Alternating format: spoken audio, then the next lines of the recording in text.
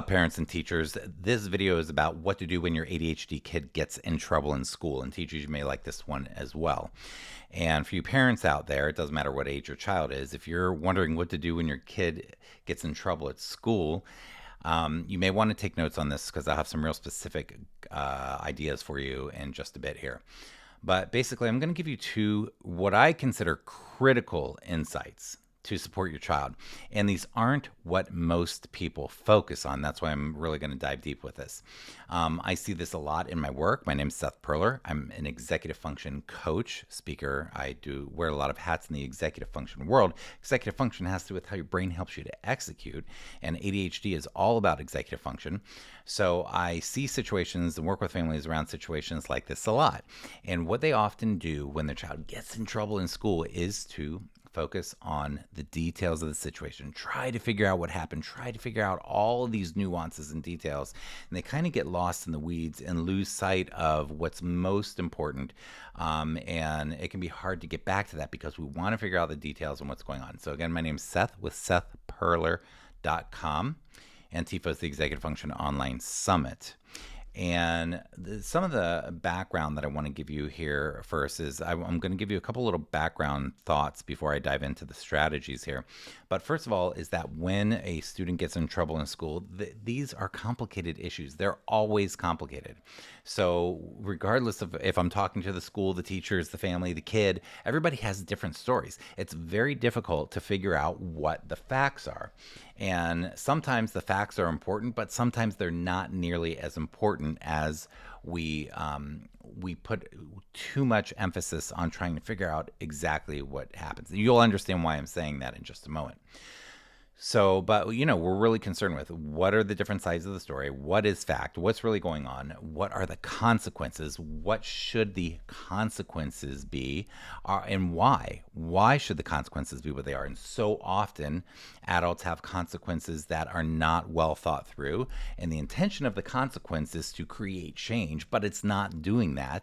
But adults will continue to do these things that don't work anyhow. So we're focused on what should the consequences be? People are focused on should there be a punishment. We tend to live in a very punitive society, and we tend to think if we're going to punish someone, they're going to learn a lesson. And schools do this all the time. And I was a teacher. I love teachers, but what's going on in schools is still very outdated in a lot of places, in a lot of ways. But punishment, what does punishment do? Is it really doing what we think it's supposed to do? So, and what's the research on punishment say? So, we got to think through that stuff and the punitive culture that we have. And we got to think through, what about lectures? What about lecturing our kids and trying to get them to see the light and using reason and logic and trying to convince them and help them understand the situation? We love them, we care about them, we want them to understand. So we might use lectures and logic and reason. Is that working though? Is it landing? How is it working?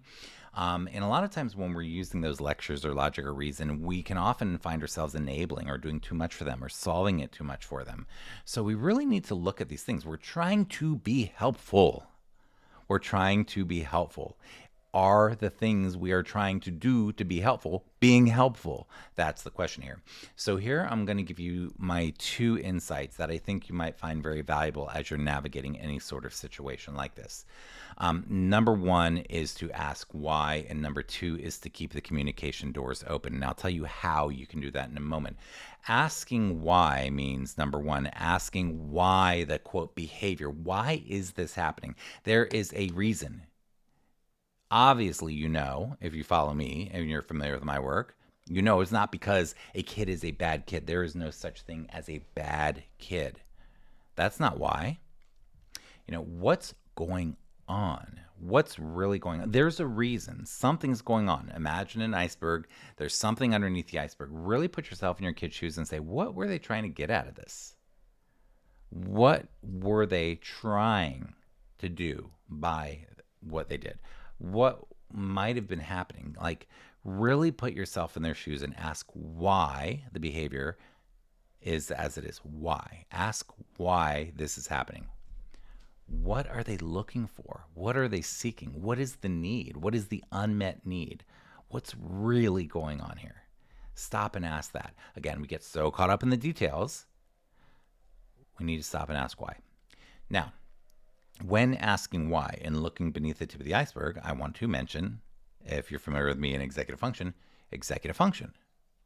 If your child is in trouble in school and they did something that got them in trouble, well, executive function, part of executive function, part of these skills we develop with executive function, the brain, the prefrontal cortex of the brain that helps us to execute tasks and do things.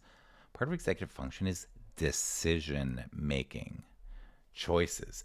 This part of our brain helps us to make good decisions, but it's still developing, and we may not make the best decisions.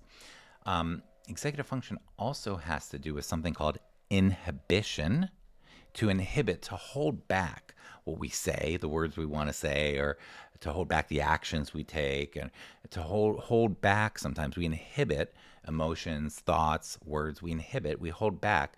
The front part of the brain helps us to hold back when it's not appropriate in the situation. And the opposite of inhibition is impulsivity, being impulsive. So not having that capacity to hold back when we need to. And part of executive function, the third one I want to mention right now, is called future thinking. The prefrontal cortex of the brain helps us to future think, to think through consequences, good and bad, to think through what might happen in the future. And future thinking for people with ADHD and executive function challenges is often delayed. So we're not able to think very clearly about the consequences or what's going to happen in the future. So, again, number one was about asking why this behavior. What's really going on? What's going on with executive function? What's going on emotionally? What's going on socially with this kiddo? What's really going on? Why did they really do this? Like, it's often not what we think, if we even think about it. Number two was to keep the communication doors open. I told you I'd tell you how you can do that. So I have some great ideas. First of all, what I really want to get, and this is probably the most important takeaway from this entire chat right now, probably the most important takeaway, is to keep these communication doors open. So I had a situation the other day with a family, and we were talking about this. This is why I'm making this video. I was inspired by that. But that the most important thing is for this family, and probably for a lot of people, is to make sure that we have to have these difficult talks with our kids, figure out what's going on. We do have to go through that stuff, but we want to leave things in such a way that our kid is going to communicate with us, that they're not going to feel shut down, that they're going to feel heard, that they're going to feel like we're on their side, even if what they did was, it doesn't mean we agree with what they did, but that we have their back. We are there to hold space for them and listen and help them grow from this, and help make this an experience that ends up being a positive thing in their life somehow. So we want to end these talks or interactions with our kids where they're like, okay, I feel safe, emotionally safe, to go back to my parents or my caretakers or whoever. I feel safe to go to them and tell them about these things and tell them how I really feel, because they're really going to hear me. They may not agree, but they're going to hear me. They're not just going to shut me down. And because what often happens is when we're trying to be helpful, we close the communication doors. And then kids are like, oh, well, I'm never going to share that type of stuff with them again. So be very cautious. Again, I think this is the most important takeaway from this entire talk, is keep the communication doors open. How do you do that? Well, first of all, one of the things that I do as a coach is I really watch the kid's nervous system, or the parent's nervous system. Or if I was talking to you, like really watching the body language and what's going on and noting, wow, you look pretty upset. You're talking slowly. Like you look like maybe you don't want to say the whole thing. What's going on? Like to be able to ask things, watch their nervous system and notice what's going on beyond the story and the details that we're looking at. And the TFOS, the Executive Function Online Summit, the summit that I have, it's linked below, but it's a phenomenal way to learn about watching the nervous system, because there's a bunch of experts that really dive deep into this stuff. Number two, how do you have this, keep this open communication there? Well, is really when we're having these talks with our kids, really having the talks, even though our nervous system may be agitated, still coming into the interaction with compassion, with empathy, and with kindness, and with the golden rule, really entering the interaction with our kiddo, treating them how we would want to be treated if we were in a situation where we got in trouble or where something happened in our life. How would we want to be approached by the people in our life? not to use like all or nothing thinking and with our kiddo, but really say, hey, look, what you did, that was not okay. Here's why. And I'll get to the lecturing in a minute, but that their intention, there probably was good in their intention. This is not an all or nothing situation. They probably were actually doing part of what they were doing, probably what they were seeking and how they were trying to get it, probably had really good intentions behind it. Part of it. Okay. So I want to challenge you to, in order to keep communication open, to find what they were doing that was coming from a good place and reflect it back to them. Number 3 is watch our semantics. If we want to keep those communication doors open, saying things like bad, that was a bad choice. You should have, you shouldn't have. Those sorts of messages can feel very shaming to you, to me, to anybody, and definitely to the kids. So really beware of your semantics. Do you really want to say that was bad? You should have this, you should have that. Well, it feels very judgmental when any of us experience language like that. So what works for you? How would you like to be talked to? So think about that. Next, I want to mention the 90% rule. Try your best to listen to your kiddo 90% of the time. Do 10% of the talking. Do way less talking. And next is to listen with sincere curiosity. Wow, that sounds really hard. Wow, that sounds really challenging. Wow, what was going through your head at the time? Really be curious when you're talking to them and let them talk. Remember, you're doing 90% of the listening. And then try some next strategy is reflective listening. When your child says something, reflect it back to them. So what you're telling me is this. Is that correct? No? Okay, tell me again. Yes? Okay, great. Let's move on. So reflective listening, just like you would like people to do that with you so that you can make sure they understand you. You like to be understood. We all do. Try that reflective listening with them.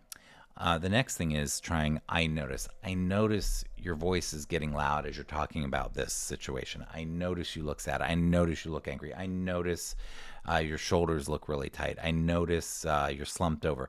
Like really using the term I notice and notice them, and then leaving an awkward silence so that they can fill in, they can process some emotion, they can process some thoughts, and they can say something meaningful to you so that we're, again, not just focused on just the details, but we're really holding space for our child in a compassionate way where they can process this stuff and grow from it. Then you can try something like, rather than solving it for them and enabling them and doing all the logic and reason for them, wow, that's tough. What are you going to do to solve that problem? What are you going to do to solve that problem? How can you solve that problem? What ideas are you going to do? Rather than us solving for them, ask them, give them time to process. And then what are you going to do to solve that problem? And how can I be helpful? How can I help you do that? How can I support you in doing that? How can I support you to solve that problem? You see how this is such a different than the punitive take that so often we see in our culture here. And then finally, end on a good note. You love your kid. End with the love. I love you. I care about you. Give your kid a hug. I'm here for you. I may not be perfect when I handle these situations with you, but I support you and love you and care about you no matter what. I am here for you. I will do my very best to be here for you. I will do my very best to listen. I always end on this good note. End these interactions. Like your kiddo's trying. Okay, maybe they made a mistake, whatever, but they're trying. They want to do their best. Okay? So really end on really seeing that and seeing them and really connecting. Always end it how you would want an interaction like that ended. Being reassured that the love is there, that they care about you, that they support you. So I said 2 things. If your kid's getting in trouble, 1, ask the why. What's really going on underneath the surface? What's really going on? What were they really trying to do here? Number 2, keep the doors of communication open. Again, my name is Seth at SethPerler.com. If you like what I'm doing, go ahead and subscribe here. Subscribe on YouTube, on my website. And if you like this, please share it with somebody that it might help today.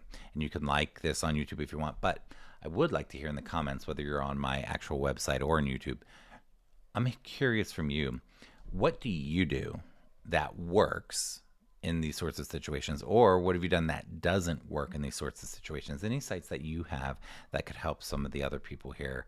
It'd be really nice to hear that from you. I want to wish you peace in your heart. I want to wish you joy.